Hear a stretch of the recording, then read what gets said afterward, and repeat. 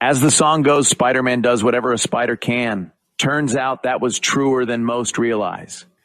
People think Spider-Man shoots webs out of these devices on his wrists that he invented.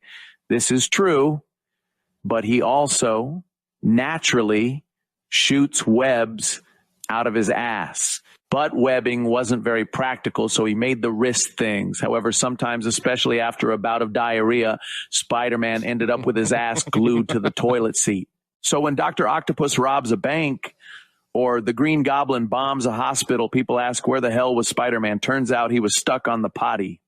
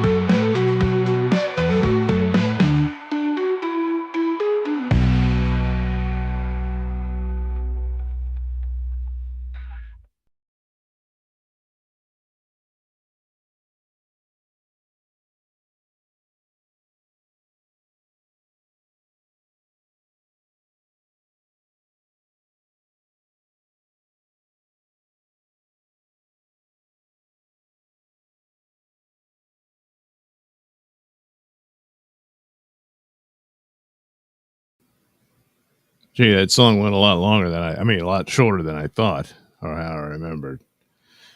Doesn't matter. I'm here with, my little cartoon friends. So, gonna start this off with my review for the latest episode of Alien Earth in space. No one can hear, and that's it. Because no one can hear, get it? So, yeah. Yes, A. Thompson, I saw the episode. Hit the like button, says Nodak. I need Itopus comics, movies, TV show, Legos, plush dolls, t-shirts, stickers, everything Itopus can stand alone. Yeah, we're gonna get into Itopus. Yeah. Scott there, what's up, everyone? Well, I'm doing this little thing here. Nodak, Pat Dixon sent us. Well, that's very nice of Pat, isn't it? I think so. Bird64, hi, Doug. Hi, Bird64. Rudavaga, Douglas Nelson knows how to party. I do? Well, that's news to me. Huh? So, once again, I'm back in the spaceship that's suffered some damage, and it's going to, go in and out of power. But while the power is on, oh, boy, I should be able to do this, lovely review. Oh, damn, the power's going out. Oh, no. That's okay. I can still stream on battery power. Yeah, that's how this is working. So anyway.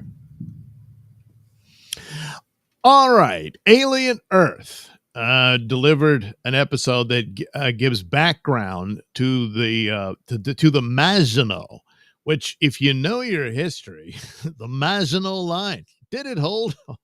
Oh, no, it did not. But I guess this is, hey, what's another French name we can give our ships? And they went with Maginot. because turns out the ship is just as doomed as the line itself. So anyway, this gives you some background and whatnot, and also primarily for the character Morrow to give more details to his motives and whatnot, and some of the knowledge he already had, before the events unfold in the previous episodes. So that's basically the deal. The ship's cruising along. They probably didn't. I don't know if they'll ever fit in an episode. At this point, it would be pointless. Their story is over for the most part. But to show them actually go to the planet where they got these critters, and did they go to multiple planets? Or did they take it from some other base that had it? They show up and everyone's dead.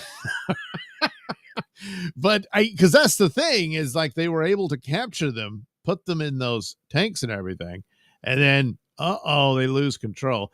But there's an explanation, and as to how this happened. So there's points for that, instead of just, oh no, everything's going to hell. And it's like, well, that would be stupid how the hell did you ever get these things in the first place? That kind of thing. Where there's some incompetence here that leads to trouble. So there is that. But nevertheless, that doesn't mean the one that screwed up is the one that was in charge of collecting these things. There's a good bit of the crew that stays in the sleep chamber for the entirety of the show. So I don't know. I guess they never got out of there. So they all died. So there's a bit of a little mystery on there. It's almost like an Agatha Christie setup of who's the problem here. The most obvious one, because he's the most obvious. It's like, well, it's not him. And all that. And some of these guys, had this been the whole story of, Alien Maginot, like they could have crafted some, but it would be too akin to the original Alien. So you get aspects of it, so it fits in with tributes to Alien and all of that, which the aesthetics of which and everything, they've got that down pat. They've done it very well all throughout the series. So for the most part, it's a pretty cool show, especially since you're getting action in space. It's a spaceship. It's what you're used to with Alien. So they give you that. And it also sets up the overall narrative and how things, it does a great deal of explaining the first episode.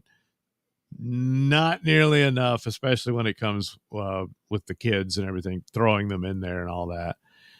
Certainly the interest in the experiments they're doing on them. But this was all well in advance. There was knowledge of this and all that. So it plays out there. And as Morrow turns out, I thought he was the captain from he wasn't.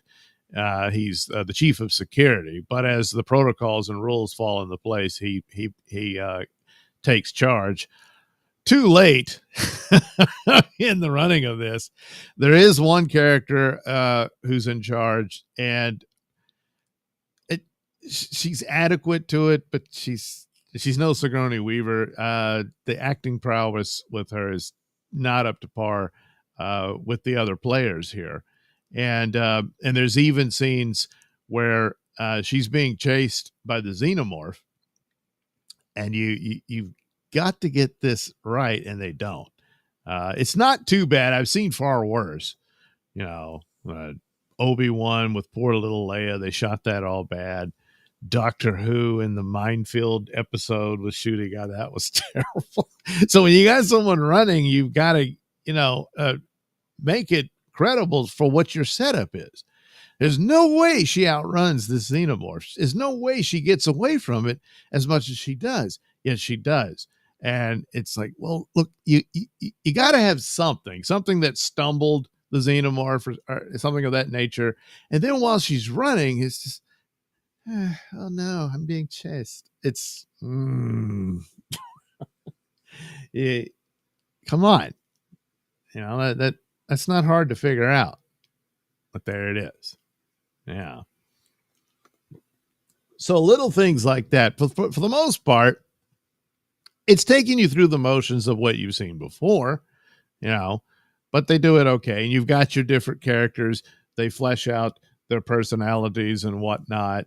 And the poor bastard who gets infected here, and that sort of thing, and all of that.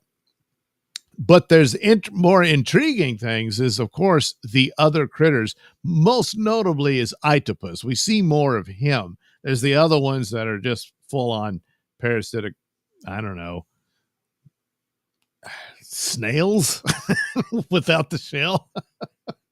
I don't know what they are, but I don't want them on the ship.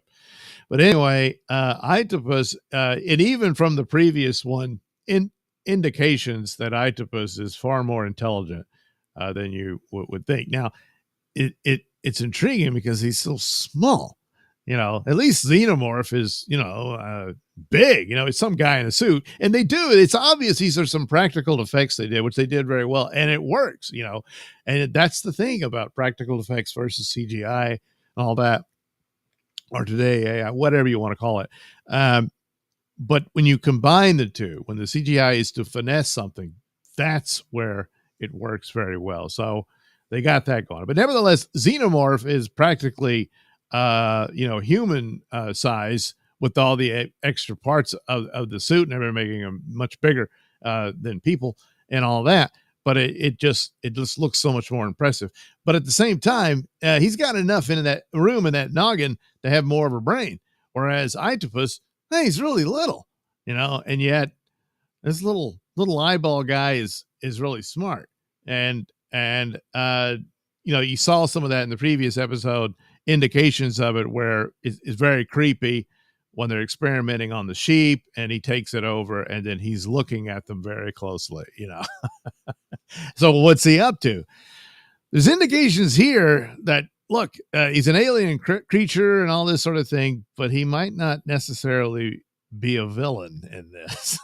I'm not, I don't know. He's certainly not in league with the Xenomorph. And there was an immediate adversarial reaction there that's displayed in it. So it's interesting, is this creature familiar with Xenomorph? It seems to be. There's an interesting thing that he does, or it does, and that sort of thing. For a moment, I kind of wondered if Morrow had an Itopus in one of his eyes and we didn't know it, and that would be kind of, but every time you see it, it's in there. it's hey, well, you got a little inflammation there in the old eye socket, huh? So yeah, it wouldn't work, but now it's him full on, and they give more background to him to explain his motives and pretty much what you could have guessed at, and some of which he spelled out in the previous episode. So you get more of that here in that. But Itopus is becoming one of the major stars out of the extra critters that are added in to alien lore as a result of this show. And there's a cool scene in the lab with Itopus and another species, the parasitic snails, like I don't know what to call them. And they called them ticks. I mean, I guess they're young or small enough to be like ticks, but I don't know. But some of the crew are very sloppy and rather foolish. And hey, Wayland Yutani, you get what you pay for, Others are more professional. As far as the captain, well, you never get to see what kind of guy he was. I'll leave it there. There's a few things here and there. They do smoke a lot in the ship, and this is one of those things where I some amount of explanation I would think would be required to how are they able to do that? And because you're in a spaceship, it's oxygen rich atmosphere. They figured out a way to do the pseudo environment of the ship and whatnot. But nevertheless, overall is an exciting episode because there's a lot going on, and it's more of what you're used to from Alien. But at the same time, it has its overall, it's explaining and revealing things. So now, this is that, this is how he knew that, all that kind of stuff, and why it ends up where it is. It's the only way. The idea that he would intentionally do it like that, well, he didn't. It was not supposed to go to, Prodigy's property and all that. But somebody wanted it to. You can guess who, but nevertheless, there's the whole thing laid out. A few stumbles here and there, but not enough to derail it. All in all, pretty good episode. I mean, I'll see what everybody else says on it, but I don't know if best wait till the whole season's over to say which was the best episode and that sort of thing. A couple of them have their own takes to it. The previous one, I heard a lot of people say it was slow and stuff, but I thought it still had enough intrigue to it that I didn't really have that big of a problem with the slowness to it, because there was a lot of interesting displays there on it. Here, well, things ramp up, they're in trouble, they screw up here and there, and also there's an enemy on board, and so on and so forth, and it unfolds for the most part credibly in that. There's not a whole lot of missteps as far as that goes. Still taken aback about smoking cigars and cigarettes on spaceships, but I guess they figured that out. You just gotta guess, because hey, it didn't blow up, at least not like that. So and the ship, because it looks a lot bigger in this way, but I guess maybe it split off from it, and that's how. But anyway, could be wrong about that. But it fulfills the entirety of the Maginot story, and off you go for the rest of it. Why do it like that? I don't know. I mean, I guess if they'd opened with it, they're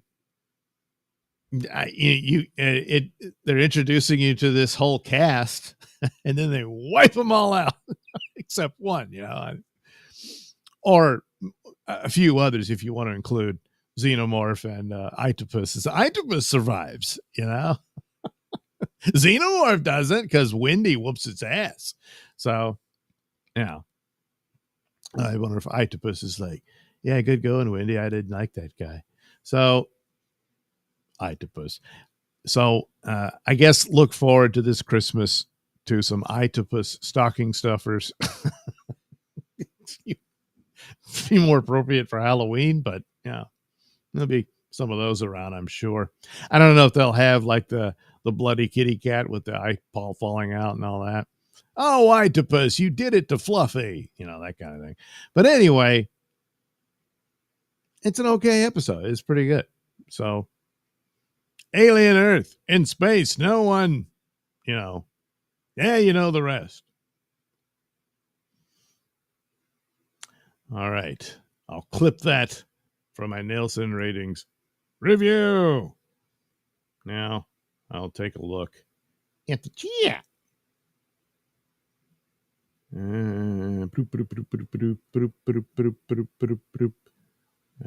I read. Nodak says, oh boy, Lugs.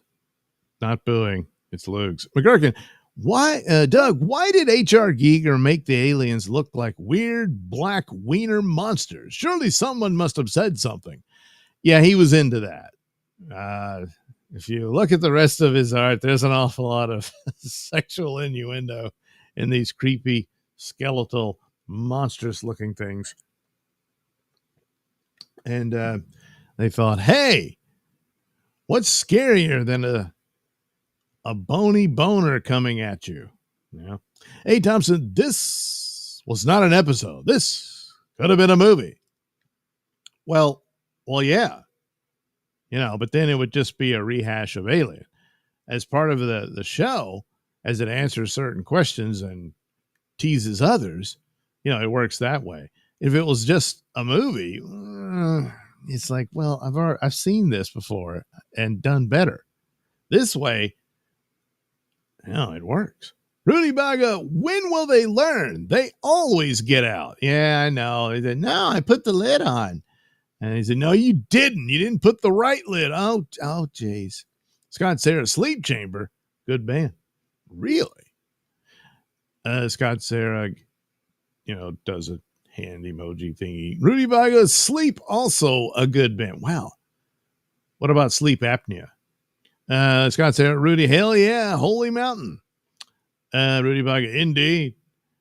Well, more emojis. Everyone's happy about, all the sleeping bands. A. Thompson, the look of the set is perfect, down to the signs on the walls, the front on Mother, the color temp of the lights. They did a great job. Yeah, the aesthetics are really good on the show. Better than Alien Romulus. So they did a real good job on that. Scott said, Dope Smoker. All right, so there's another band, Dope Smoker. Check that out. A. Thompson, the tick was smart enough to escape. Yeah, but that's kind of, it's hungry. They've been starving it, so it's like desperate to get out. And although one of them was like, I'm going to eat that old dead rat. The other one was like, screw that. They've got peanut butter and jelly on the table. So he wanted out. Simple as that. But they're not as smart as Octopus, I don't think. Spurg Snake, a zillion %, Doug. CGI is like salt on a mirror. Exactly. That's what it should be. When you CGI everything, no. But just little bits here and there. It works. Rudy Baga, oh, good. The power's back. Well, not at the moment, but I think the battery. Oh, there it is. Oh, there it is. All right. What? Good. Man, do I love air conditioning. Scott Sarasburg, practical effects all day. Spurg says, heck yeah, Scotty. Remember, Spurg says, remember why WY hired Paul Reiser? Oh, Waylon Yutani. Yes, they did. He was one of their guys.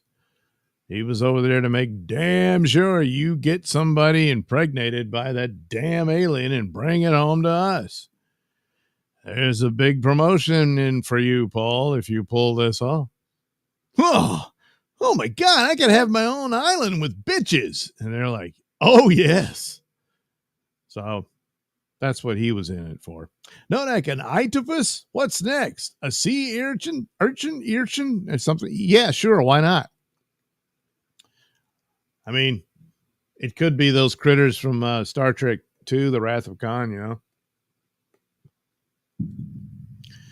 Captain Infinity, Time Travel Police, a toast. A. Thompson, that's not a bad idea, Nodak. Yeah, well, that's probably... by the time the show ends, you think they've won, and then suddenly their ears start bleeding because something got in it. Scott Sarah, they must have one of those smoke eater ceiling units like they have at the old people bingo halls. Oh, yeah. They just put that on there. Hey, Thompson, I'm sure it will jump the shark if Wendy puts a dog collar on the xenomorph and walks it around the island. I'm out. Yeah, she is starting to really, oh, you're a cutie, aren't you? Yeah, they're really cute. Well, that thing is never cute. It's just really small. Oh, look at you. Wendy, you idiot. But I'm its mother. No, you're not.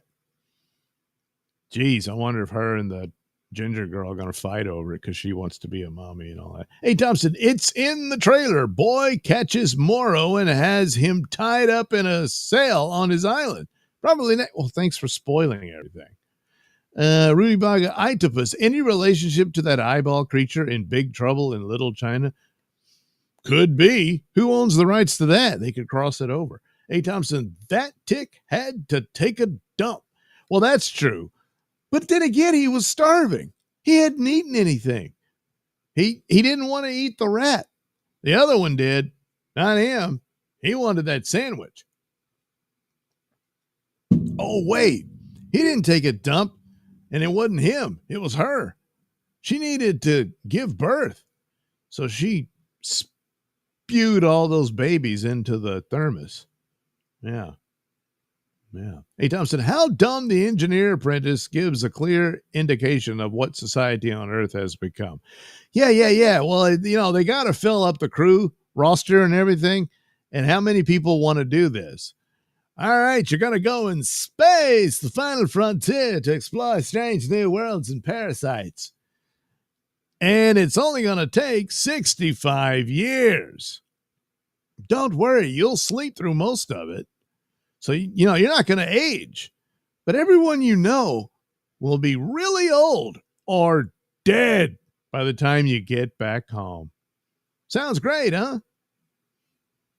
And they talk about all the shares they're going to get. I wonder what that's worth, Because I'm guessing like Paul Reiser he was an executive, so he was getting a much bigger deal than, this idiot engineer who almost screwed himself out of what he was getting to begin with. But now, hey, Thompson, the Wendy xenomorph relationship is starting to feel like Raised by Wolves. Raised by Wolves was a great show. It's expensive, so they canceled it. And then it's one of those things that these old franchises that they keep screwing up, take up all the oxygen in the room. Nobody knows about these other shows like that one and Expanse and stuff like that. And they all die. Hey, Thompson, I paused the letter scene. His daughter wanted to go to Harvard, but got a free ride to Utani University. Well, that's part of the deal. Obviously that would have been a big part of his motives. Plus, we learned that he owes Utani a lot because he was just, I guess, some poor pauper out of Oliver Twist on the street, and Utani, I don't know, felt sorry for him and took him in. So he feels really indebted to the company. Or so she would have him believe. Probably his arm was completely fine.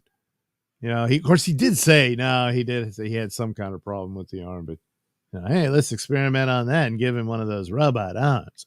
Hey, Thompson, Utani has her own schools. Well, yeah, all the companies, it's a company country, Hey, Thompson, that is probably where they get these dumb kids. Well, yes. They're all, assets, products, that kind of thing. They're in it for the money. And the power. So I think we learned a lot, didn't we? Oh, we did. Watching Alien Earth. Maybe not as alien as we thought. Well, I don't know. Anywho, I'm going to take a short break here. Don't worry. I've got a video for you to watch. Yeah. And I'll set up my Nailsin ratings, I guess, news stories, whatever, a couple of articles about different movies and shows, and that'll round out the show. Yeah, it will. Let's see. There we go. And now it's time for an important news break. This is a Nailsin News Bulletin. Hey, guess what? A certain mystery has been solved. Missing head of boyfriend murdered and dismembered by Beauty and the Geek star Tamika Chesser has been found by dog walker. I'm guessing the dog found it first, but I don't know. Let's see.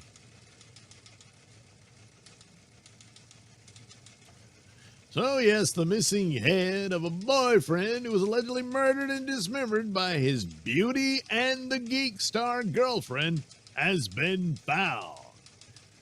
The loose dome, that's a great way to put it. But anyway, belonged to Julian Story, 39, who was allegedly killed by partner Tamika Chesser, 34, in South Australia. So, there's girlfriend. Yeah. Yeah. Yeah. Oh, good Lord. Well, obviously not real, but still, yeah, something really put him in a trance, and he didn't see the monster within, and it's sad. Oh, wait a minute.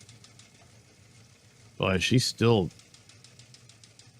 working on her face and everything. Good Lord. Yeah, she's nuts. There's the unfortunate boyfriend, ironically posed with a dog. So anyway, a dog and its owner walking through scrubland in Port Lincoln, about 250 kilometers. That's 155 miles west of Adelaide, made the grisly discovery when the pooch ran off and didn't return. You mean just left and the guy just happened to find the head? Or the dog took off and he went looking for the dog and, oh, look what the dog found and is playing with. Oh, good Lord. So, South Australia police major crime boss. Crime boss? So Darren Filkey, boss of the mob there, said earlier today police received information about a member of the public in Port Lincoln that they had located in a scrub area what appeared to be a human skull. There are some walking tracks through there. My understanding is the person who contacted us today was walking their dog in the area. The dog ran off into the scrub. It didn't come back when called. They had to walk into the scrub area to find the head. The remains were not buried. They were quite out in the open. Just now found it, Anyway, the remains are now set to be tested and forensically confirmed as those of Julian. Felke said Julian's family have been contacted today and provided an update in relation to what has been located and what the ongoing process is from here. Hopefully we can give them some comfort that we have found all the remains of Julian. Well, officers made the grim discovery last month after responding to reports of a small fire. Chesser was arrested 2 days later under the Mental Health Act and charged with murder. Cops are yet to interview her with the reality TV star being kept in a mental health facility. So she's too cray-cray to be interviewed, I guess. She appeared in Port Lincoln Magistrates Court via video link on Thursday for 3 separate matters. You mean beyond the murder? Last month, police circulated CCTV footage and stills of a woman alleged to be Chesser strolling through Port Lincoln hours after the alleged murder. The woman was seen with 3 dogs dressed head to toe in black with a head covering. And she doesn't like her nose. That's why she had it done. Is that a Minnie Mouse thing? I don't know. Court documents reveal officers found Chesser sitting in the back garden of the property in a catatonic and unresponsive state before arresting her. Oh, boy. Oh, there she is. There's the woman of death. Good Lord, completely in black with her hellhounds. That's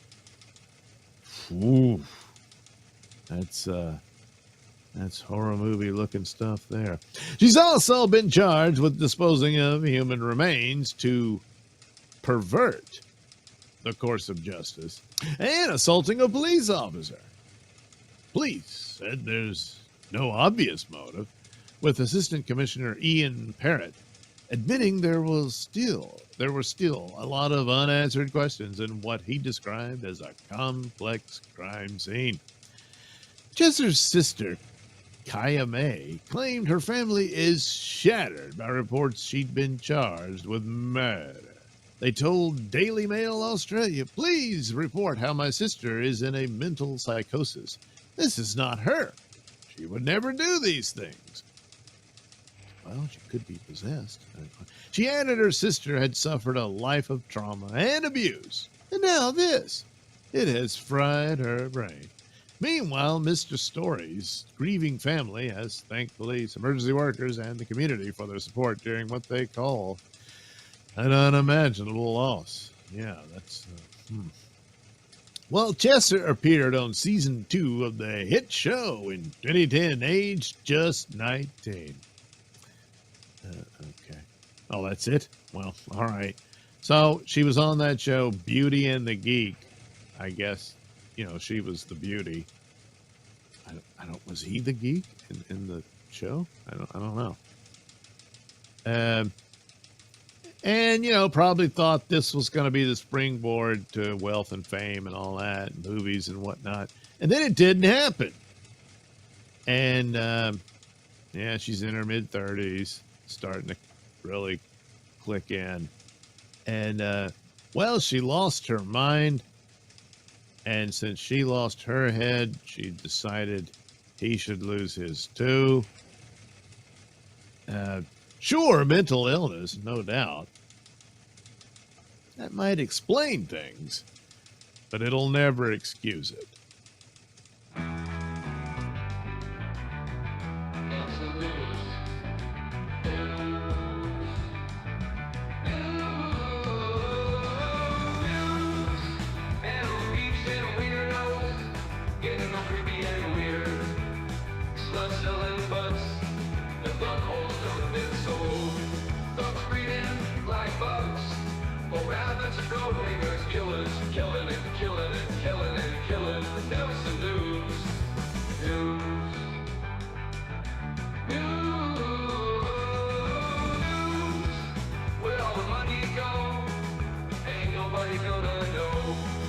Just your meat to take a walk down the street while killers be killing and killing and killing and killing. Nailsin News.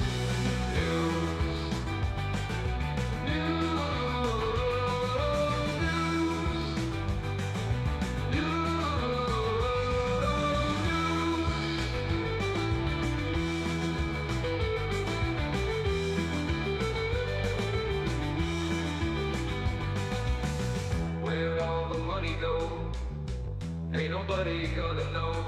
Do you trust your meat to take a walk down the street while killers be killing and killing and killing and killing? Nailsin News.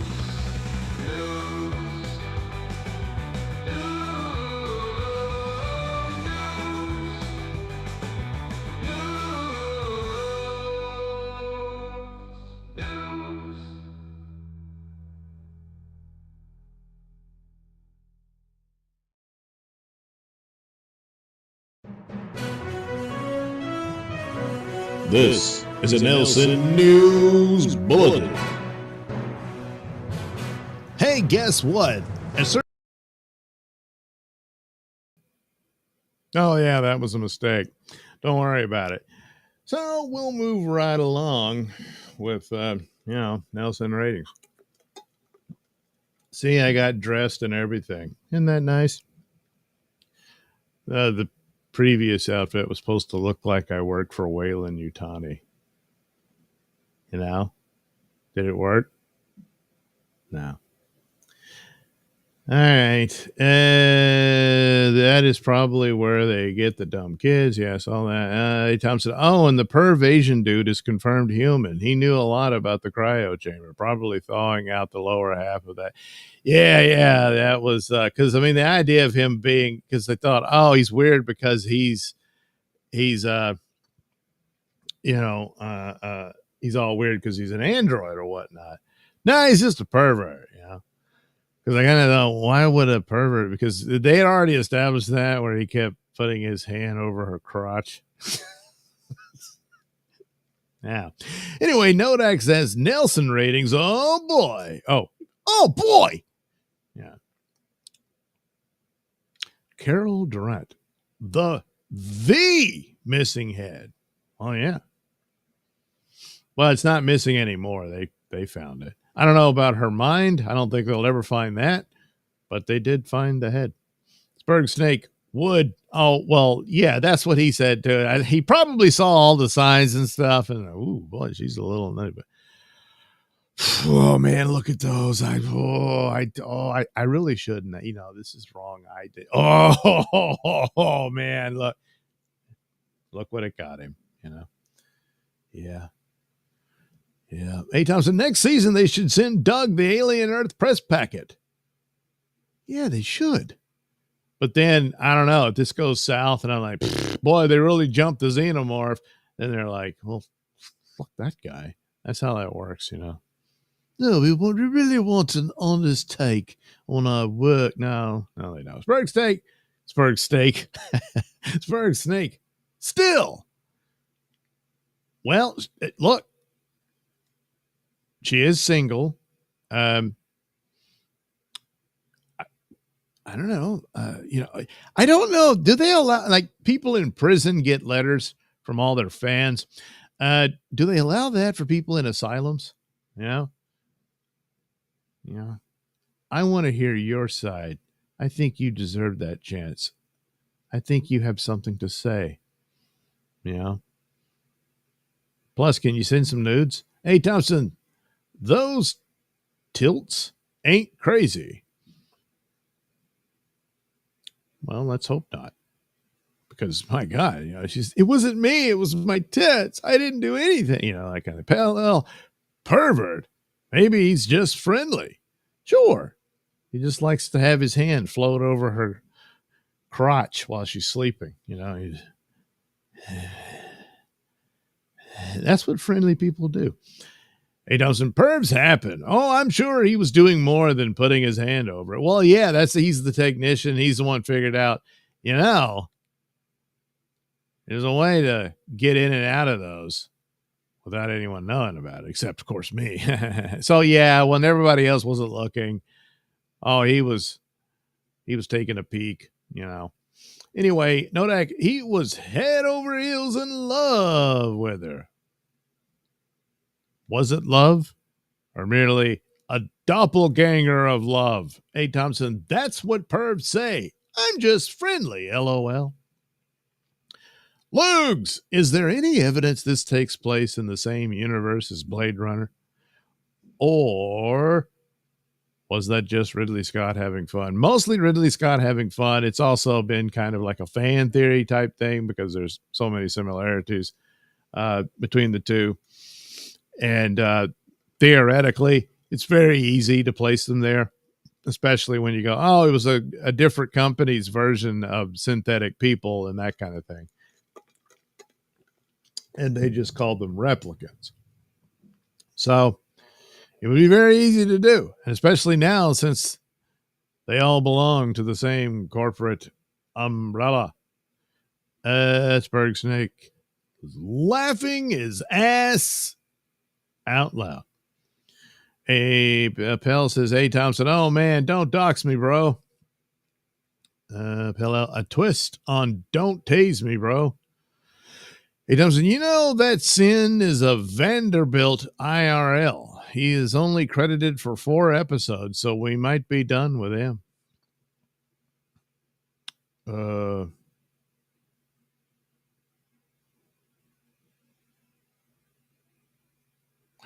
I don't know. Hey, Thompson, I want to be an extra in season 2. Oh, that's right. They shoot it where in your neck of the woods. Give it a shot.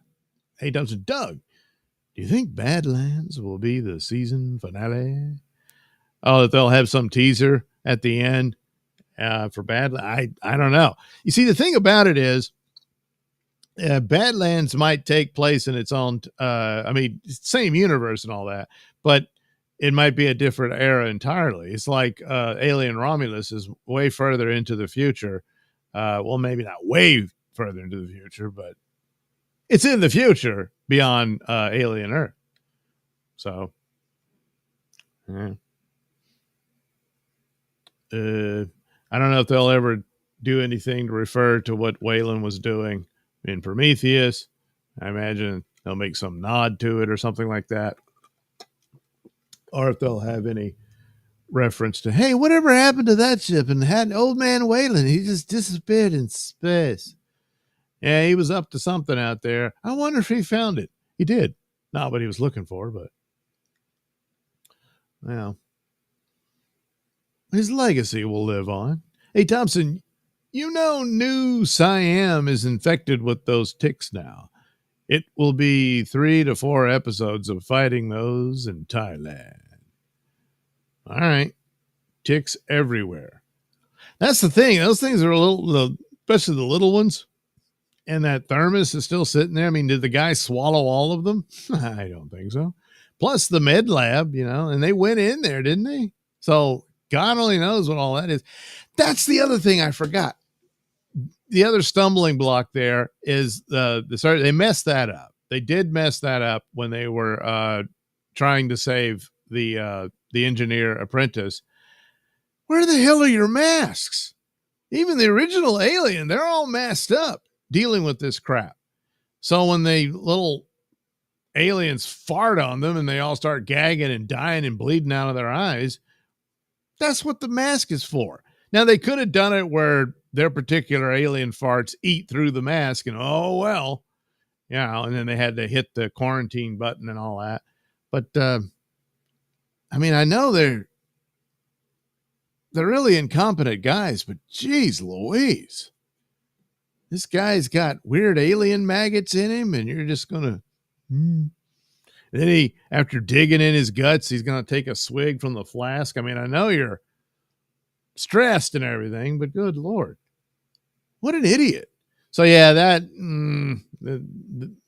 that's a negative on the episode. Damn, I forgot all about that.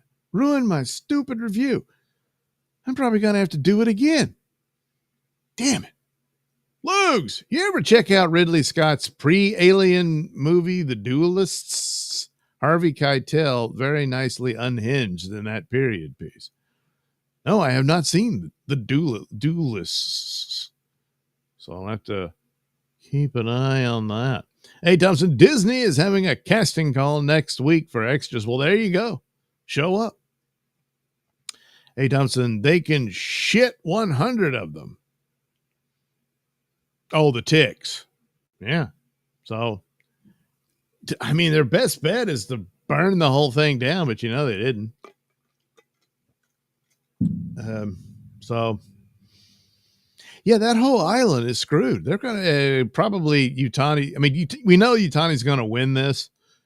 They're going to have to quarantine the whole property. It's really sad what happened. What a rising star Boy Cavalier was. Oh, he will be missed. When really hated him, Lugs, when the little aliens fart on them, laughing my ass out loud.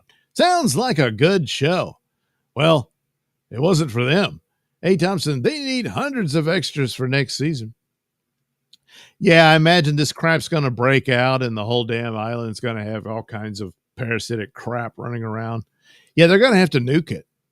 They're going to have to nuke the island. Yeah. I mean, once Yutani's satisfied with what they got, by the time they get there, probably all the xenomorphs or whatever are dead and burned up and stuff. And they're like, damn it.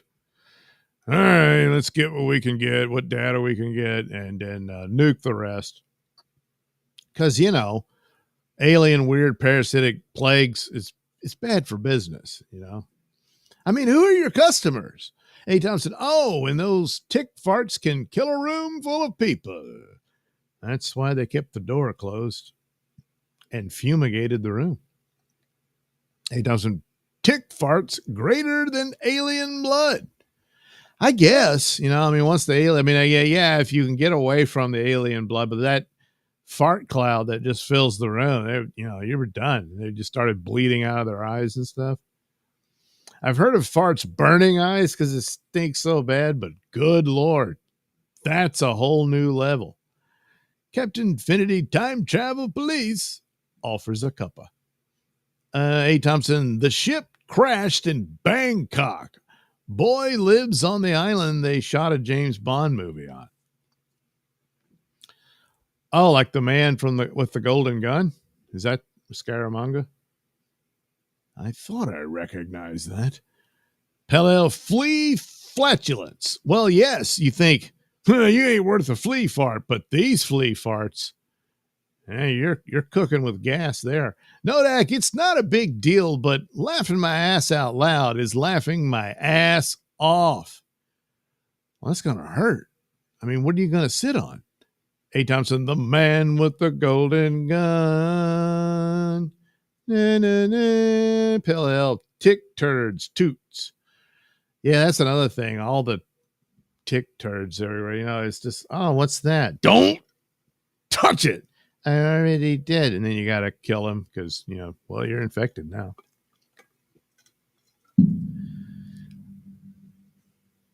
Look, there's got to be a better way to make a living, you know. Just don't work for Wayland Yutani.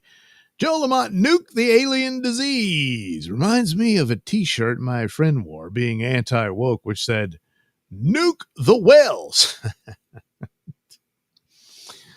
I just say that, oh no, Walgreens is out of blue dye. Hey, Thompson, we don't want to nuke the octopus. That thing is awesome. And may not be a villain, at least not totally. Hey, Thompson, when that octopus moved the lips of that guy, it was brilliant. Love that thing. Yeah, I guess it would have been a little too much if he started talking. All right, let me tell you what this is all about, you know.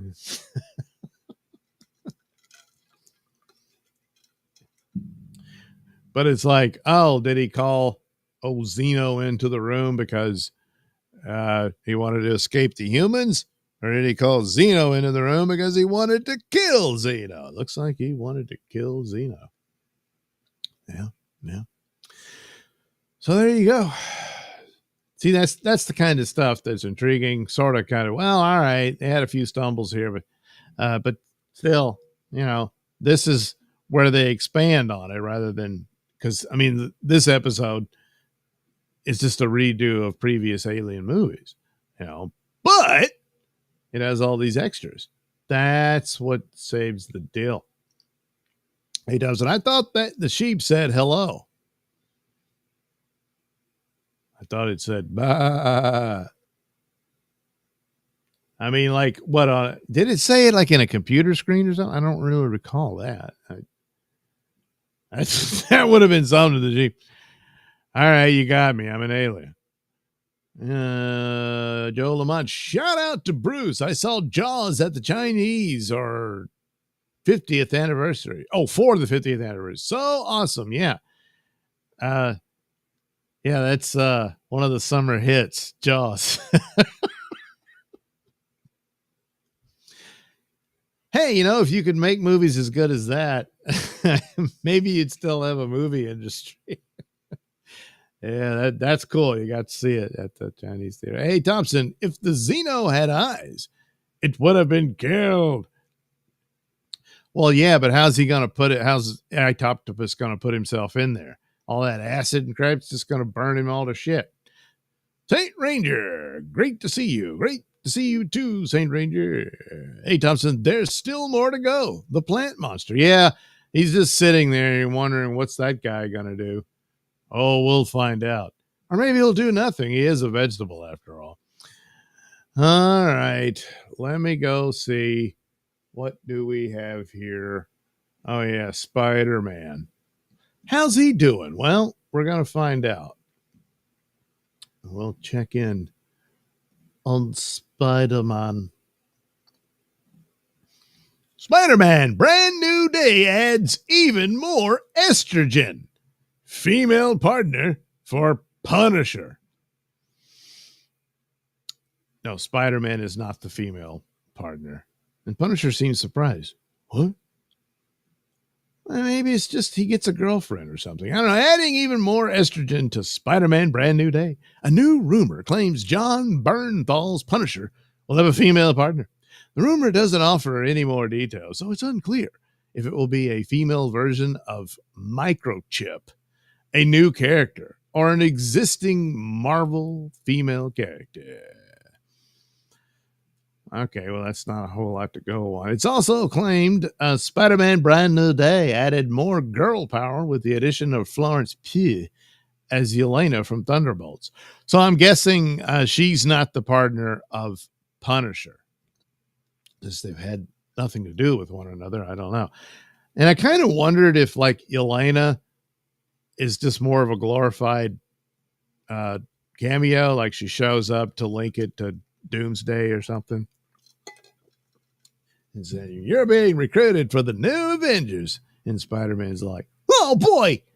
On top of that, of the rumored Punisher female partner, and Yelena, Spider-Man Brand New Day will feature Zendaya back as MJ. Well, that's a given. And also starring Sadie Sink in an unknown role. Yeah.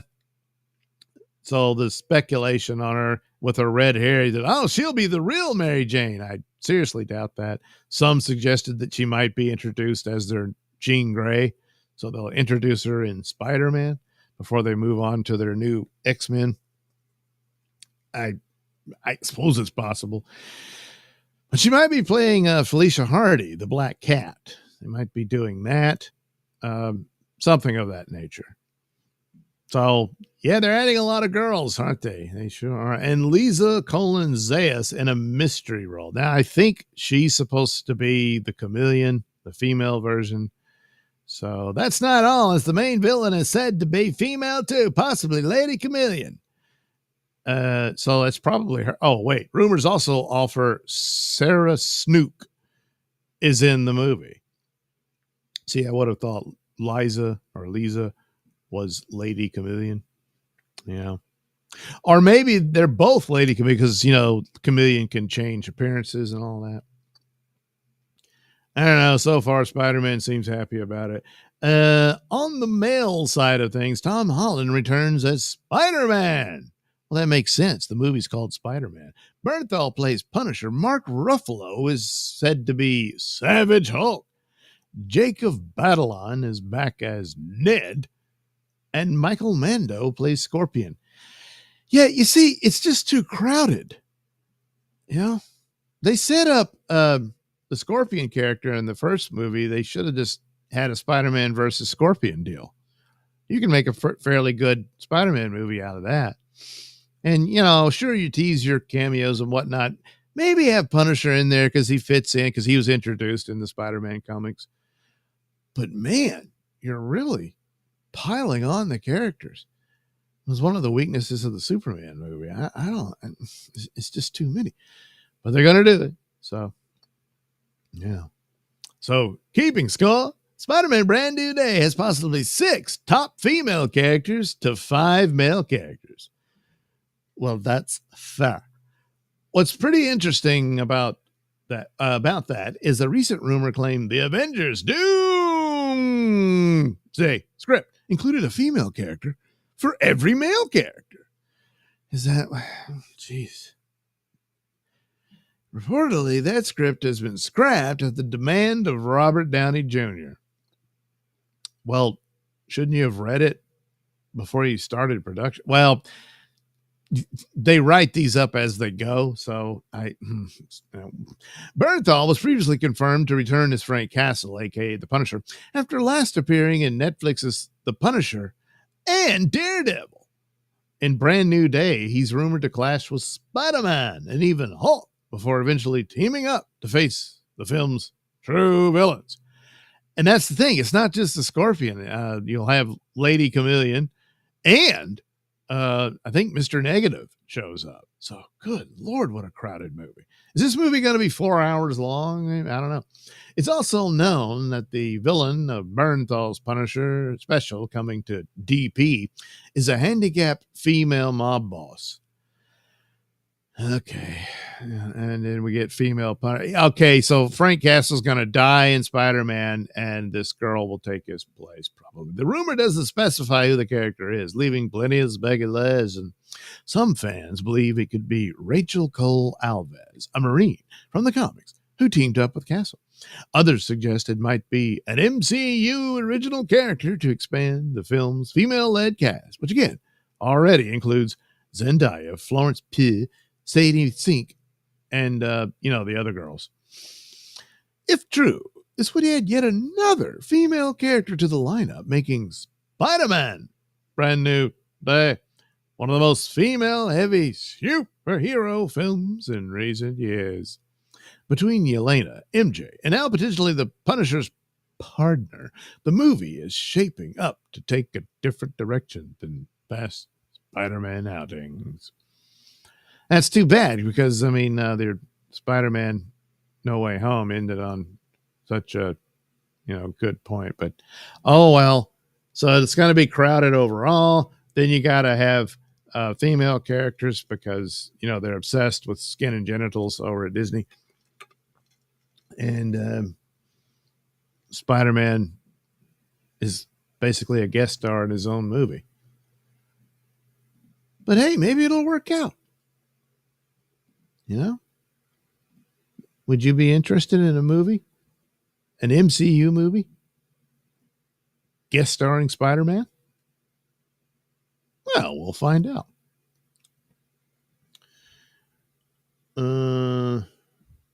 The Plant Monster. Hey, Thompson, Jaws and IMAX. I'm jealous. It's finally in one. It's only playing in Taiwan over here. Well, Joe Lamont responds, says IMAX rules Taiwan. Are you in Japan? No, he's in Thailand. Pell Disney destroys everything. Yeah, they can't help it. They're like, hey, we made a mistake. We got to get a male audience back for these, male brands. Hey, Thompson, it's very limited release. I think Doug would have to drive to New Orleans to see it. We are stuck with Demon Slayer in IMAX here until Saturday. Then Conjuring. Pell, not to be confused with Felicia Gillespie, the Black Heart.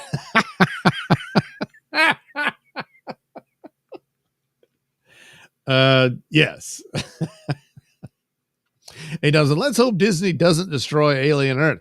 This show is great. Only TV show I have to look forward to watching in 20 plus years. Spurg Snake, LOL, Pell. Nodak, Ned will be back. Take my money. Yeah, they had thoughts about him becoming Hobgoblin. There's just no time or room left.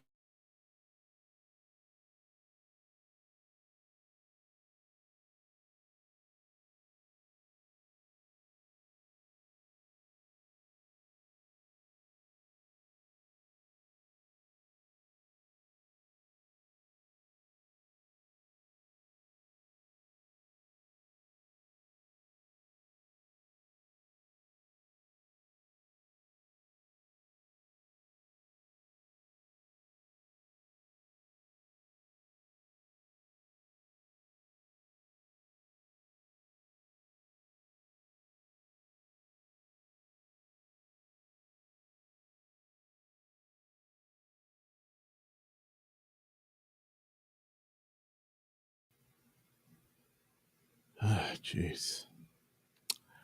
EV Mux kicked me out of my studio again. Why does it do that? Gee, I hope I can be heard. I may not be. Oh, jeez. Joe Lamont, Harv is infiltrating and messing with Doug's trip. Yeah, probably. I only made a couple of jokes about his paternity suits. Hey, Thompson, the latest Doom clip is kind of mean. Well, that's too bad. Wait a minute. Why does it say no? Luke says, I hear you. Okay, cool. And I just all of a sudden said, you're disconnected. One of the cows chewed through the internet cord. No, the internet was still working. It's just Evie Muck said, you're out of there.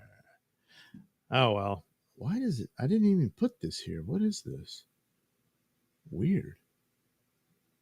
I mean, I'm in the scene. I don't know. Anyway, that's it for Spider-Man. I guess I should put all the Marvel stuff together. Oh, God, this stupid thing. Okay, that's all that is. So we'll put that there, and we'll go to this next story, which I haven't read. I haven't seen the trailer. None of it. I'm woefully unprepared for this other Marvel story. It probably doesn't even matter. But I shall persevere. Yeah. Yeah. Marvel Zombies trailer goes heavy on Blade, not Ms. Marvel. Oh. Well, at least Blade gets to show up in a cartoon.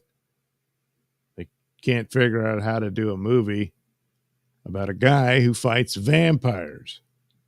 Gee, it's really hard. Anyway, the Marvel Zombies trailer has been released, which, interestingly enough, goes heavy on Blade and not Miss Marvel, who has actually been said to be the focus character. Who wants to bet she's immune to the zombie virus along with every other power she has been given? LOL. Yeah, probably. I don't know. Maybe they changed things up, as Kevin Feige admitted that what we all knew all along, that no one wants to watch Ms. Marvel. Look, I've said this a million times. I watched her show. It's not bad. It's probably one of their better shows. Now, I know you're like, yeah, well, that tells you about, yeah, kind of, sort of, but it was all right. I feel bad for the girl playing the character, you know, but I don't know. What do you want me to do? Lie to you? Come on. Or more than likely, it's more bait and switch. Another possibility is they pivot to Yelena instead, who is also featured heavily in the trailer. Marvel Zombies.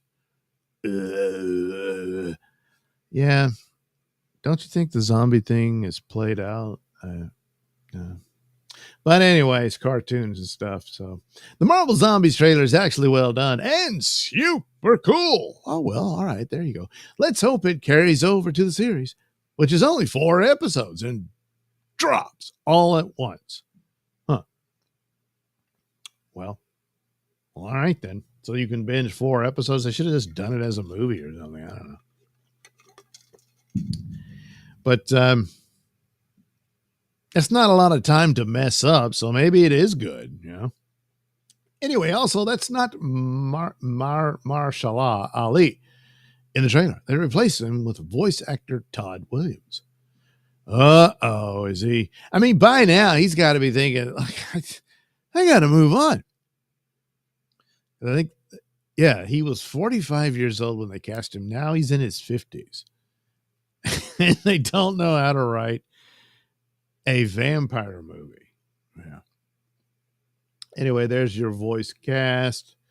Oh, well, Haley Stanfield plays that. Well, it's pretty much all. Even Elizabeth Olsen plays Wanda Scarlet in this one, Scarlet Witch. But not Mahershala Ali. And I guess because he's Blade, he's like the lead character. Oh, that don't sound good. So the official plot. After the Avengers are overtaken by a zombie plague, a desperate group of survivors discover the key to bringing an end to the superpowered undead, racing across a dystopian landscape and risking life and limb to save their world. Yeah, this spinoff from the What If series, so it's multiverse shenanigans. So in another universe, everything went to hell with the zombie plague. And you see what happens. That's it. Anyway, September 26th, and you'll get Marvel Zombies. Oh, look, it's Thanos with the gauntlet. Well, if he snaps his finger, does everyone come back to life? So it would be the opposite. So let him snap it. And zombie plague never happened. Yeah? Maybe that'll be the deal. That'll be the deal for the show. Yeah, that'll be the deal. And there you go. Something to look forward to. Not really. I mean, even if it's good, it's kind of like, okay. Yeah.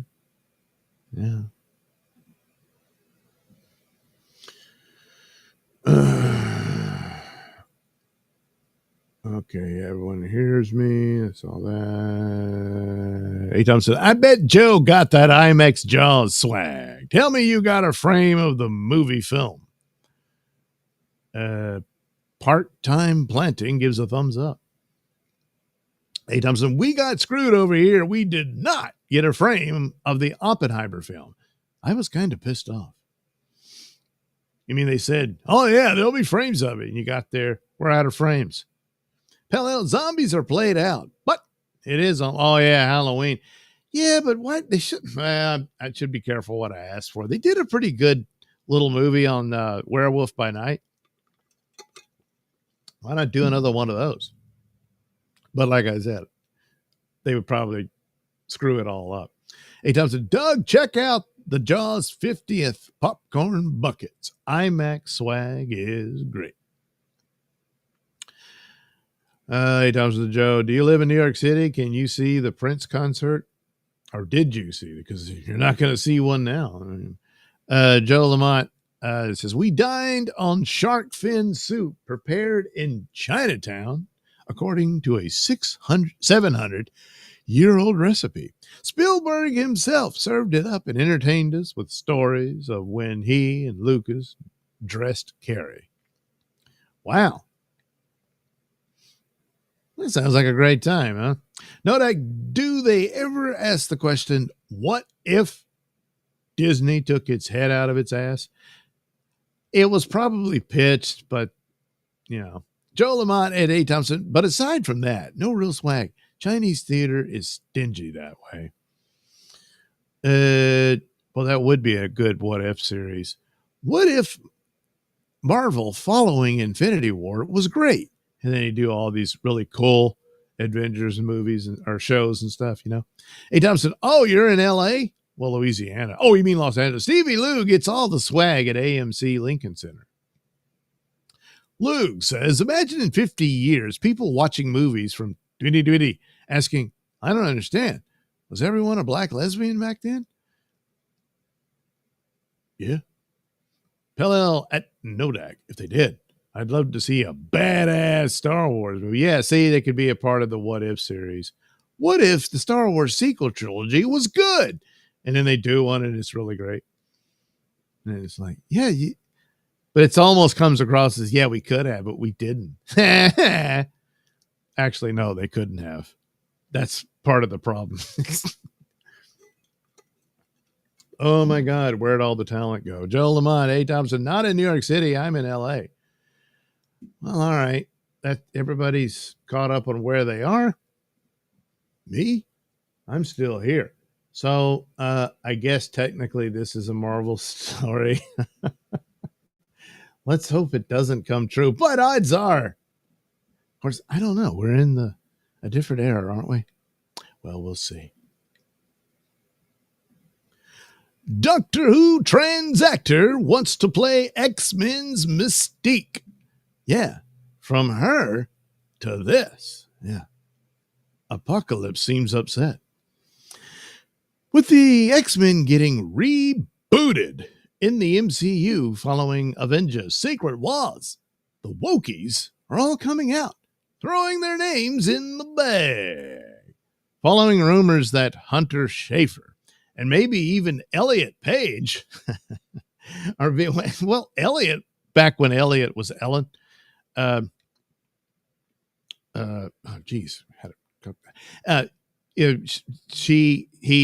them played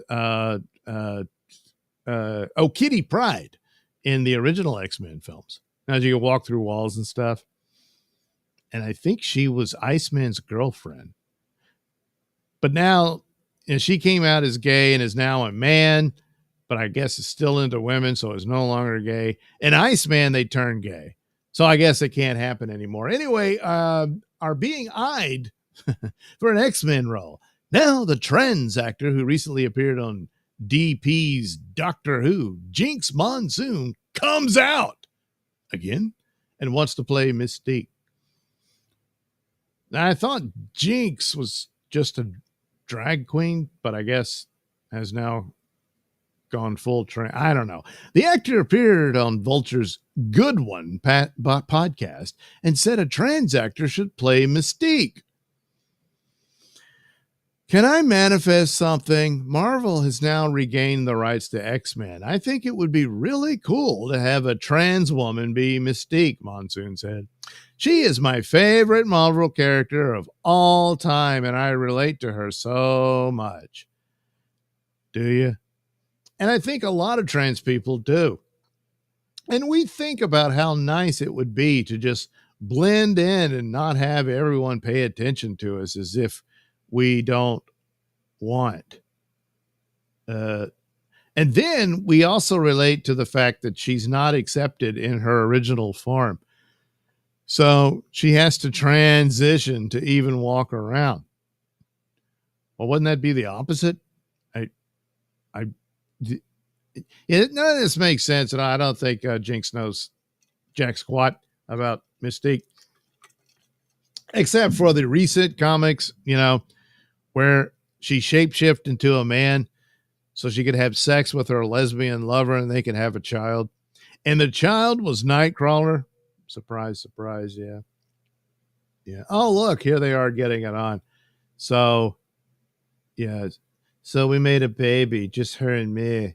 You want us to? Yeah. So she's a shapeshifter, you understand? So she grew a dick. And this woman gave birth to Nightcrawler, who grows up to be a devout Catholic. And he didn't know this story. Yeah.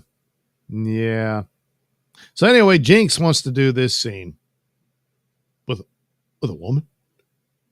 I don't know. Anyway, worth noting, Marvel Comics recently got retconned by the woke crowd, who decided Mystique and another female character are now Nightcrawler's mom and dad. Yeah. This is part of a larger trend where woke activists latch on to characters and IPs to claim them as their own.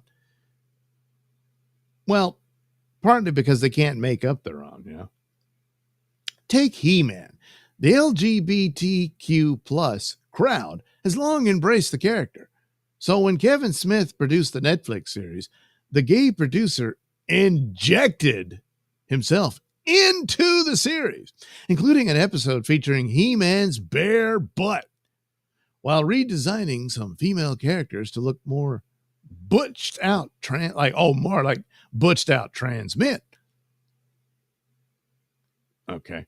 Anyway, with the X-Men, the woke crowd often argues the franchise is really about LGBTQ plus themes. In reality, X-Men has always been about adolescents, kids hitting their teenage years, discovering who they are, and awakening to new powers. That's why they all got their abilities as teens. It's something everyone can identify with, not just one small group of people. So, Elliot wants to be a blue woman.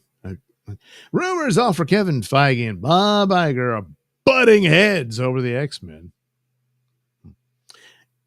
At least they're not bumping uglies. It's said Feige wants the X-Men to be about social messaging, while Iger wants the X-Men movies to be big spectacle movies like Avengers and Spider-Man.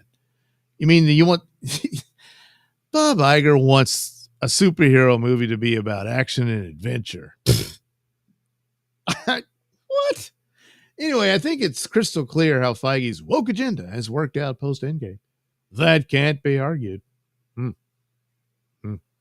Well, what they'll probably do is argue that, hey, Mystique's a shapeshifter, so multiple actors can play the character. And, just throw into... I don't know. The truth is, no matter what, no matter how good a script you have, which is dubious or whatever, the woke era has irradiated the landscape. Now, in this case, you're retconning and rewriting decades-old IP. That's always a mistake. But nevertheless, whatever movie you do, if there is a whiff of wokeness to it, even if it's unfair, even if it's to the point where it's credible to the plot and all this sort of stuff, an original character, something of that nature, won't matter. It will kill that film. And films like X-Men, Spider-Man, stuff like that, that's your big blockbuster summer movies that's supposed to make the big money.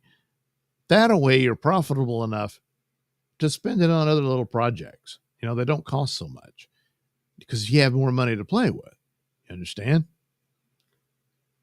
Okay, now, Don, just go ahead and keep doing what you're doing. It's probably over anyway.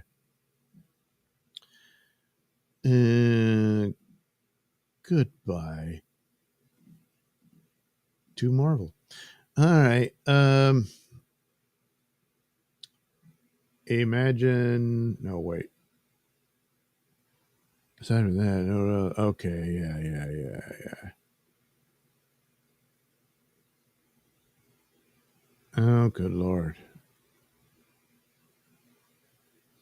Pell says that Luke's, docs in the future must think there was poison in the water. There is a female body with female DNA, but a mutilated male penis.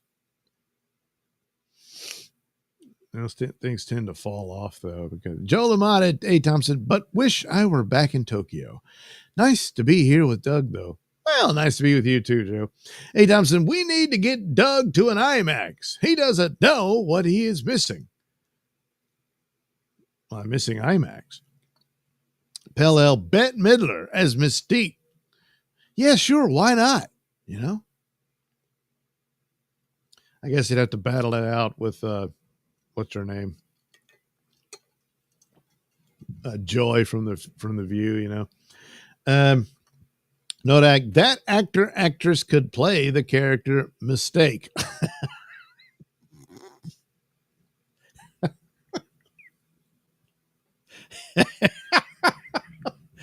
Pell apparently agrees. Hey, Nelson, Tron was filmed in 8K for the IMAX aspect ratio. Doug, you have to see it. I'm going to see it. I will not be seeing it in IMAX. Pell, if they do, I hope no one gets to see it. I hope no one goes to see it. To see Tron? A part-time planting. Why? Because they're blue. Oh, wait. Pell, Nodak, still giggling at mistake.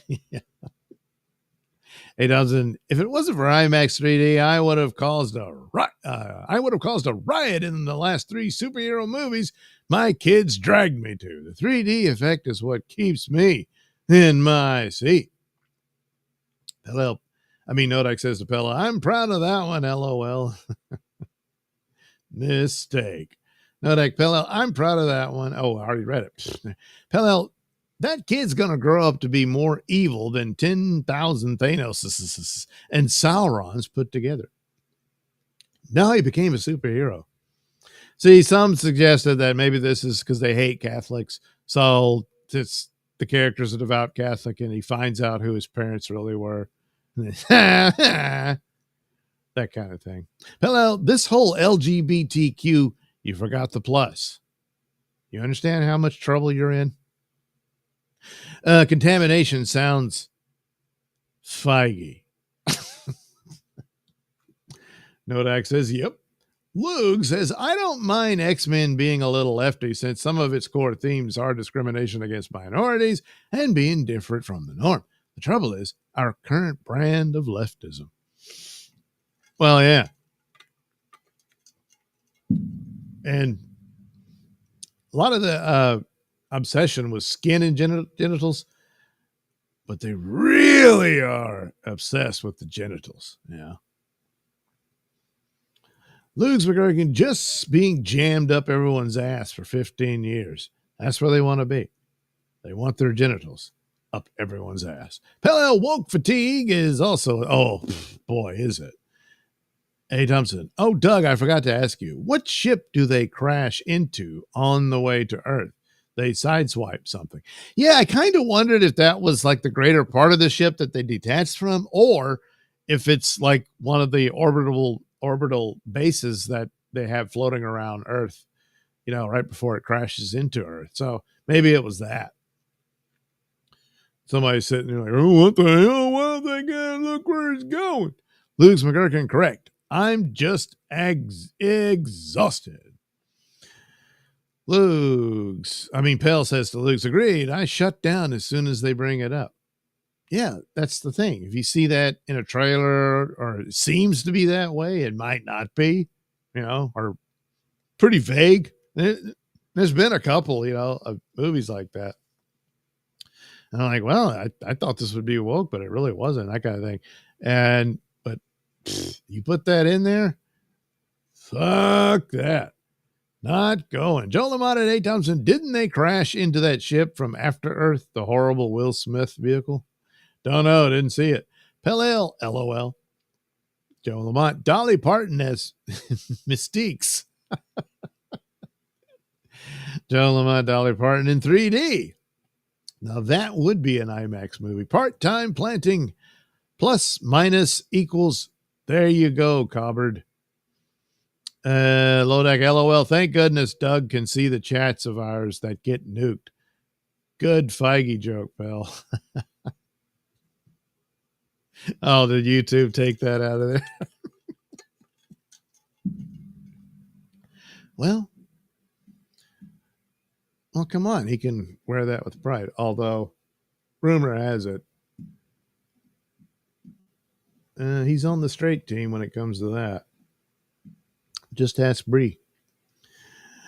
All right. Superman, king of summer box office, beating Jurassic World and Fantastic Four. Well, yeah, but he beat Jurassic World and Fantastic Four. It's not a great summer, but yeah, I guess Superman wins out. So James Gunn's Superman can now claim the title of king of the summer box office, at least domestically, with grosses hitting at $351 million, blah, blah, blah dollars. It's the top earner of the season, beating out Jurassic World Rebirth and Marvel's Fantastic Four. The latest numbers for Gunn's Superman after 53 days in theater are domestic, $351 million, international, $259 million, worldwide, $611 million, and some other spare change. That puts Superman, again, ahead of those two movies. That's great. Gunn also gets bragging rights over Marvel. Well, yeah, as Superman easily beat Fantastic Four, which only managed $265 million and some change domestically, and only this weekend passed $500 million worldwide. It's a rare DCU victory after everything burnt down and was destroyed, so it's a little late. But anyway, at a time when both Marvel and DC are struggling to replicate past success. Well, Marvel is struggling to replicate its past success. DC can only point to a couple of movies, but does possibly signal a change could be coming, assuming Gunn can continue to deliver. Well, he's had some stumbles here, Gunn's flick also smashes both Thunderbolts and Captain America: Brave New World. Yeah, that's not saying much. Superman now sits at number 3 domestic movie of 2025, only behind Minecraft and Lilo and Stitch.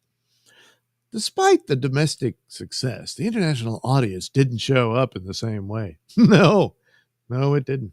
With only $259 million from overseas markets, Gunn left a lot on the table compared to other blockbusters. If the foreign gross had been stronger, Superman might have been in real competition at the worldwide box office. Even with the domestic crown, Superman won't come close to either Matt Reeves' The Batman or Zack Snyder's Man of Steel. So you see the numbers there for those two. Hey, they made more. Gunn's Superman could finish somewhere in the low 600 mils, which is good enough for a domestic summer, but not enough to silence the comparisons to Reeves and Snyder. Well, yeah, plus when you add in that the ticket prices are much higher than they were in Man of Steel's day, so it's a smaller audience, but that's just the way it is. And the superhero fatigue goes a long way towards the responsibility of Marvel than it does DC. because Marvel was the leader and dominated that whole genre. And DC kept stumbling around, fooling around. And that's bad on their part. But for the overall superhero fatigue goes to Marvel by dumping a buttload of crap. And so, hey, look, there's this new superhero. I mean, that's hard to come back from. So, I mean, yeah, I guess with all that considered, I guess Superman did pretty good. But was it enough? But then it was followed up by Peacemaker and a naked orgy. Because orgies do require being naked, but that said, you follow Superman with that, huh? Well, we'll see how that all turns out, won't we? Nodak. Thank goodness, Doug. Oh, yeah.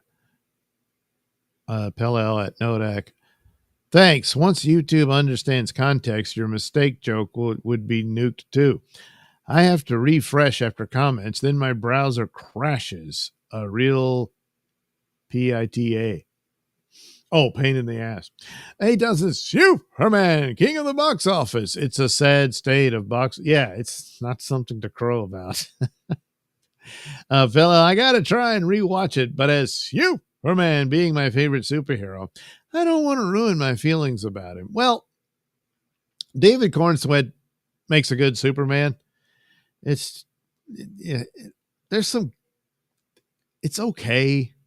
It's not great. There's some stupid in there.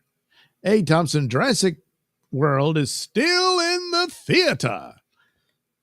Well, so is Superman. But he's also on digital, so I don't know.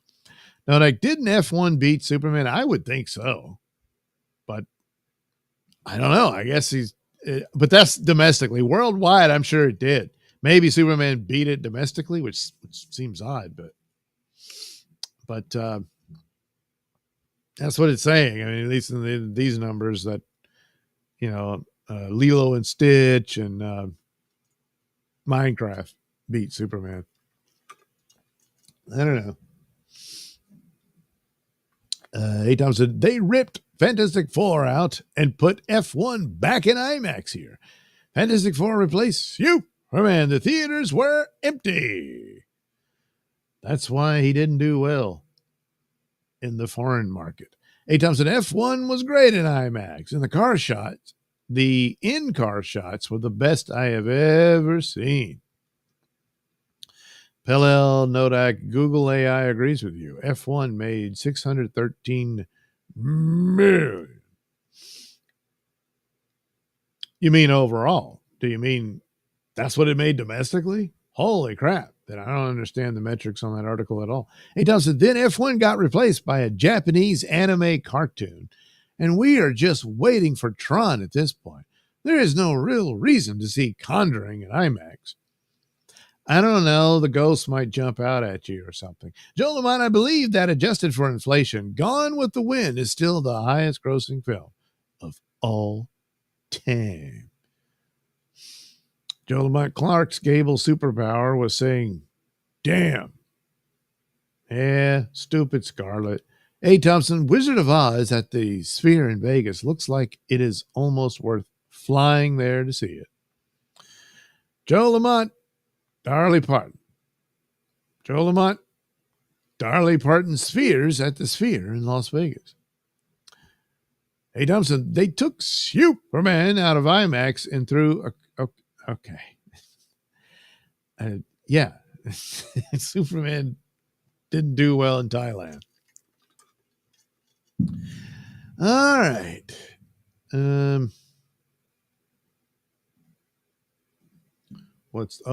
This thing, the other DCU story. Is it worth the trouble? I don't know. We'll see. Bloop, bloop, bloop, bloop, bloop, bloop, bloop, bloop, bloop, bloop, bloop, bloop, bloop, bloop. DCU Clayface set photos and videos reveal Gotham City. Well, that's odd. I thought it was supposed to take place in Los Angeles.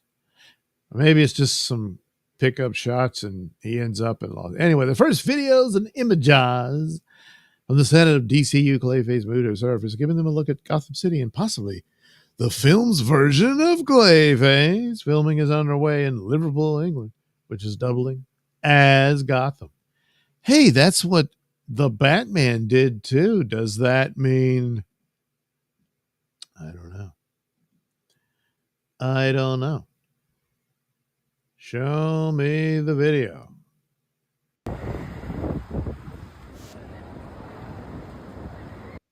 Damn it. There we go.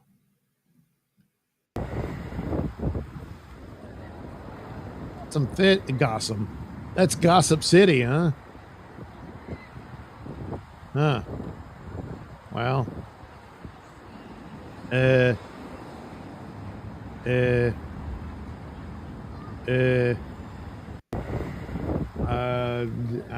It's a truck carrying a truck. Oh, I guess it says Gotham PD on the police car. Okay. I guess that'll count as Gotham. Meanwhile, elsewhere in Gotham City. Trash. Graffiti. Okay, so that's Gotham City. Now you know what it looks like where Batman lives. Pretty cool, huh? I guess. One of the standout reveals comes from local newspapers dressed as Gotham publications. They feature a disfigured face on the cover, which may be our first glimpse of Tom Rice Harry's character before his transformation into Clayface. This fits with reports that the film follows an actor whose life takes a dark turn after being disfigured by a gangster. All right. Let's see these images. Okay, so there's the picture here. The Gotham Herald. Government to investigate Jimmy Red McCoy. Uh-oh. He's in trouble. Oh, my God. Look at that. That's got to be him. So I guess, see, I would have thought he's in mid-transition of changing from one person to another. But, yeah, probably this is after the attack. And that's, man, my voice is going. This is how bad the damage is. And so I'm guessing his acting career is over. But then he gets a hold of the chemical that gives him Clayface powers. And so he's able to change his appearance back to the way it used to. But then other side effects do happen. They usually don't tell you that. It's in the fine print. Nobody can read it, even if you have 20/20 vision. And that's usually how that goes. So yeah, that's probably Clayface.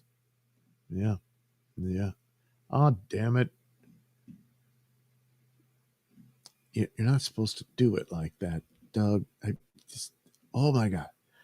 I mean, not me, my staff. You're all fired. So anyway, alongside the Clayface tease, fans got their first look at the DCU's Gotham City. Yeah, we saw it. Set photos and video show Gotham City Police Department vehicles and all that. Details confirming this is not tied to the Matt Reeves, the Batman universe. This solidifies the movie's role as the introduction of Gotham City into the DCU proper. Oh, yeah? Well, yeah. So I guess this is from Matt Reeves' movie, and this is DCU. So there you go. The prompt newspapers also reference Jimmy Red McCoy, a lesser-known Gotham criminal from the comics. His inclusion suggests the film may blend smaller mob elements into the horror-driven Clayface storyline. It remains unclear if a larger crime boss or another DC villain will also appear. I don't guess it'll be Rupert Thorne because James Gunn already killed him off in Creature Commandos. So... yeah, he could be the guy who does that. Similar to Two-Face, you know. But in this case, it's this actor who owes money or whatever. So, oh, someone's got a hot rod too. Maybe that's the Clayface mobile. So anyway, there you go. After Supergirl, you get a Clayface movie that's meant to be more akin to a horror movie. Will Batman appear? No, probably not. So, I don't know. I mean, yeah, you could do a horror movie about Clayface, and they say it's in the DCU, but I would have thought they would just try to do it like Joker, do a cheap horror movie off of a property. But they want to do the shared universe thing, so I guess this will be the official Clayface of their Batman. Should this DCU thing last long enough to get there? Anyway, there you go. Gotham City and Clayface. Oh, geez, Louise. Yeah, the cartoon. Pell, that was F1 worldwide at 613. Soups worldwide was 604. No, it's at 611 now. But yeah, that's worldwide. Domestically speaking, I guess F1 didn't do it's as good as Superman, which it's kind of hard to believe. But F1 was good. It wasn't lame like Gran Turismo. Joe Lamont, who actually plays Clayface? Greta Thunberg, uncredited? How dare you? How dare you? Nodak, Rutro, Evie Mux again? Oh, where I hit the thing. Yeah, that was me. Nodak, at least we can still hear Doug. Yeah, you could hear me bitching and moaning about it. And we're back. Yeah, okay. Joe Lamont, it may be a crossover with Warren Beatty's now older Dick Tracy. Yeah. Fellow, with all this LGBTQ plus talk, Clayface is lucky he's not Gayface. Well, we haven't seen the movie yet, so... Although they did say there's a woman that's supposed to be the romantic interest in it, so... Joe Lamont, Pellel, Clay is gender neutral, I think. Well, he can shapeshift, so if he wants to look like a woman, he can. So, I don't know. We'll see. We'll see how that goes. And then we'll know just how bad it is. Hey, we shouldn't just assume it's bad. It might be good. Come on, guys. Come on. Well, after you've been burned so many times, people tend to expect things to be bad. All right, let's move on into the horror movies with It. No. It, Welcome to Derry, gets October release date on HBO Max.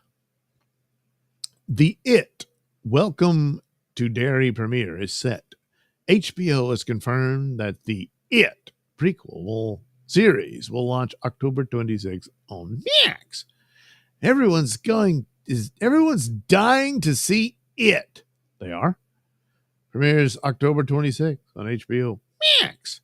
The announcement comes after Warner Brothers dropped the second teaser trailer for the show last month, which expands on Stephen King's It universe and the backstory of Pennywise the Clown.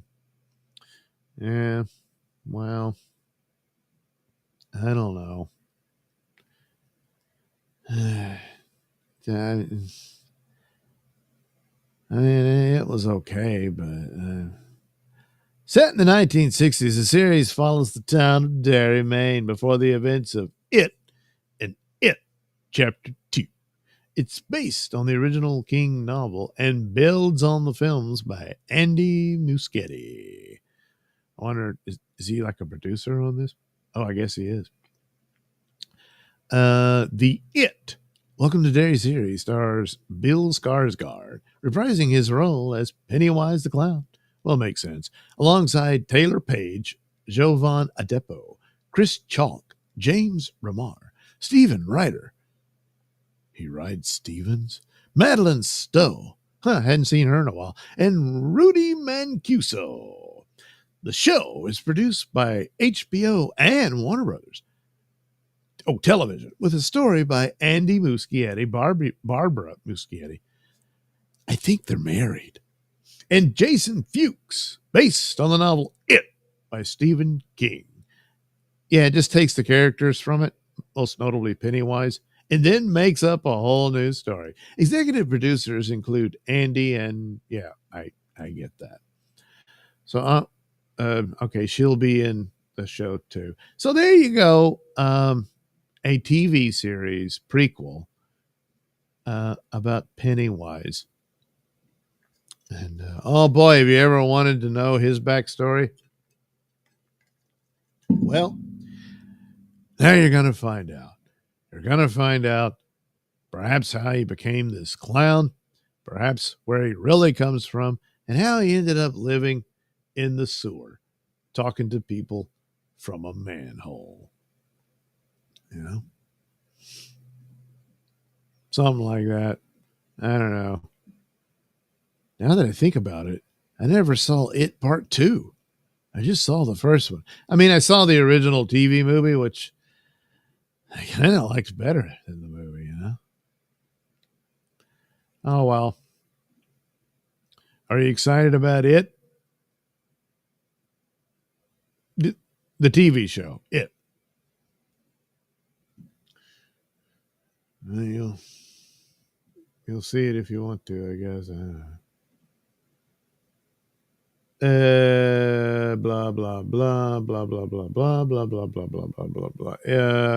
Hey Thompson, Wednesday is Alien Day. We need a Marvel-free day. I talked to Alien, and that's all there is to say about it. Luke McGurkin, Clayface uses his changing face powers to seduce straight men. Oh my God! Oh my God! It's a trap. Nodak, I'm pretty sure they made Clayface gay in the Harley Quinn cartoon. Probably, but in the animated series, they kind of insinuated that. At least that guy that was helping him out was really into him. But then when he showed up again later, he was with that chick. So, I don't know. Hey, Thompson, Doug, can you find any more Alien comic books? I could, but I haven't. Joe Lamont, I am writing an It, Welcome to Salem, which takes place before Derry is built. It is the origin of the origin. Well, there you go. That could be season 2. Pell Pennywise is set to have an enemy in this show, I read. He's called Dollar Foolish.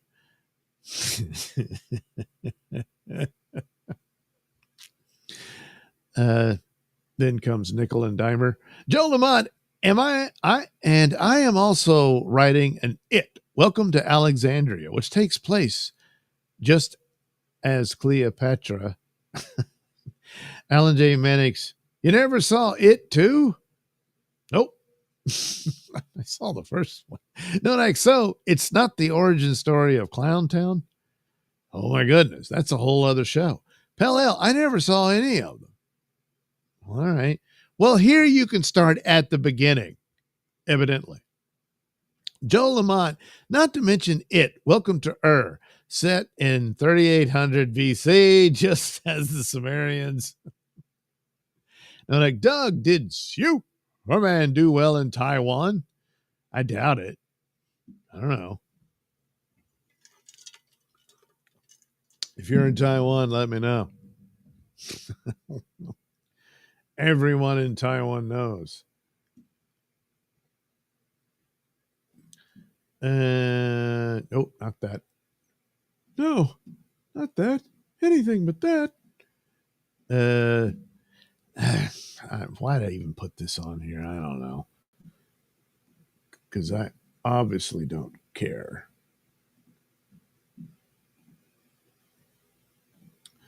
Call of Duty movie aims for Top Gun Maverick level at Paramount. All right, well, let's see. I don't play video games anymore, so do I care? Not really. But Paramount and Activision are officially teaming up to bring Call of Duty to the big screen, and they're comparing it to Top Gun Maverick.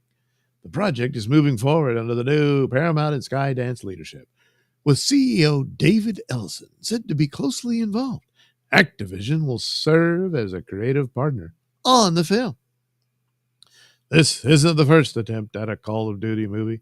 Back in 2018, Activision Blizzard Studios tried to get one going with Sicario 2 director Stefano Sollima attached, but the project stalled. With Paramount now backing it, the film has a stronger chance of actually happening. Call of Duty is one of the most successful video game franchises of all time.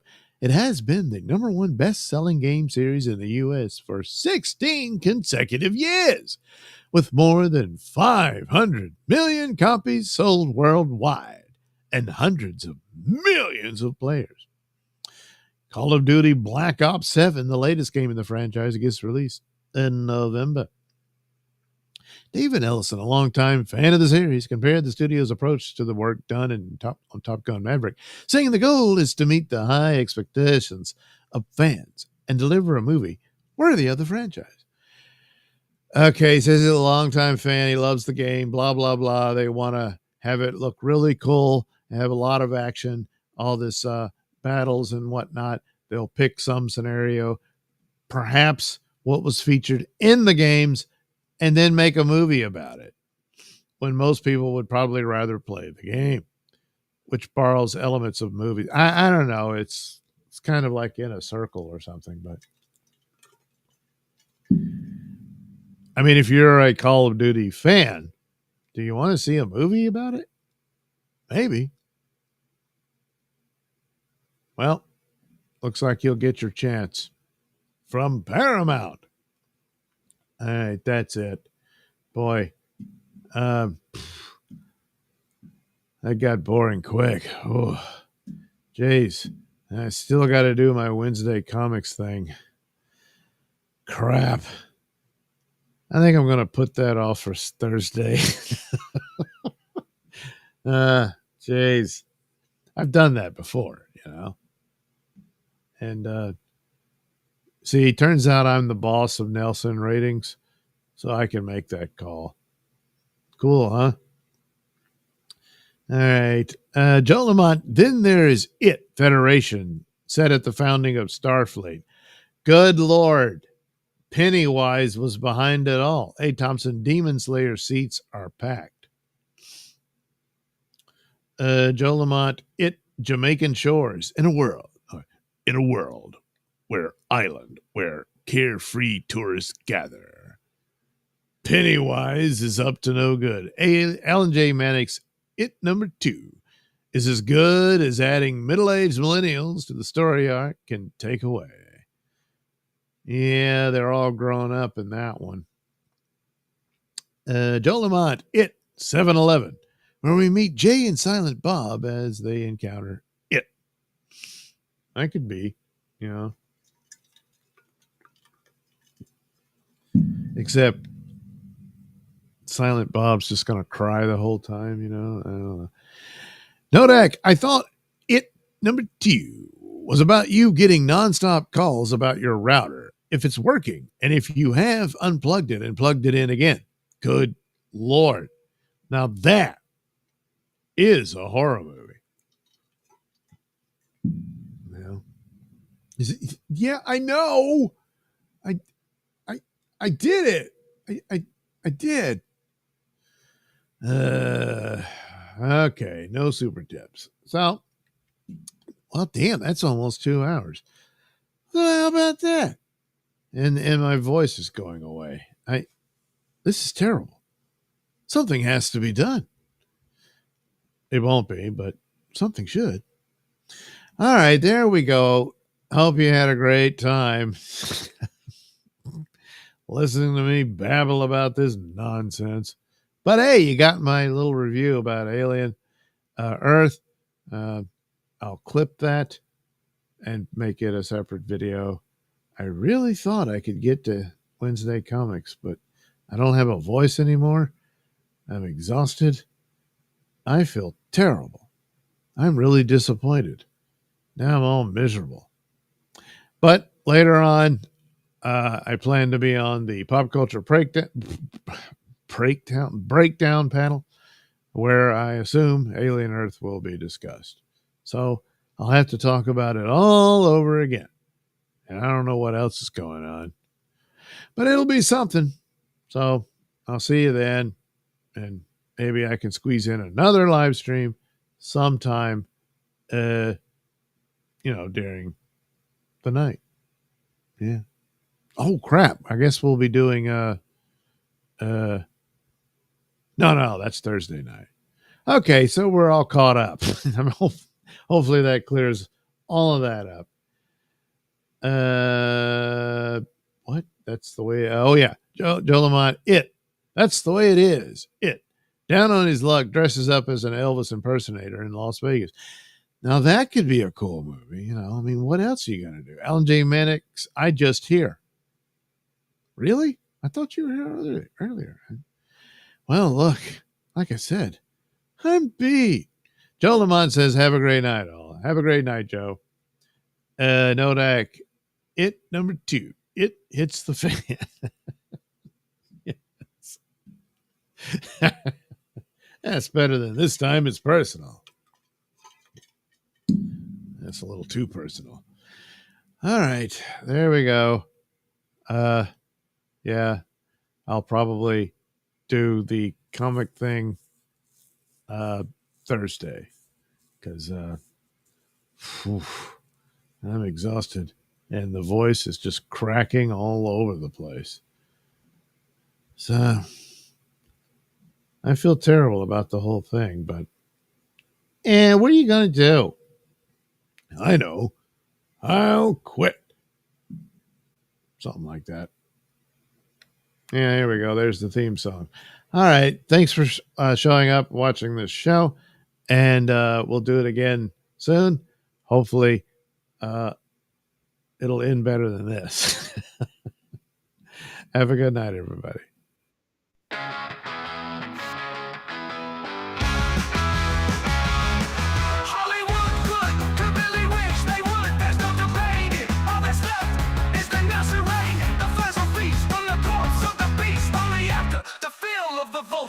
Pop goes the culture.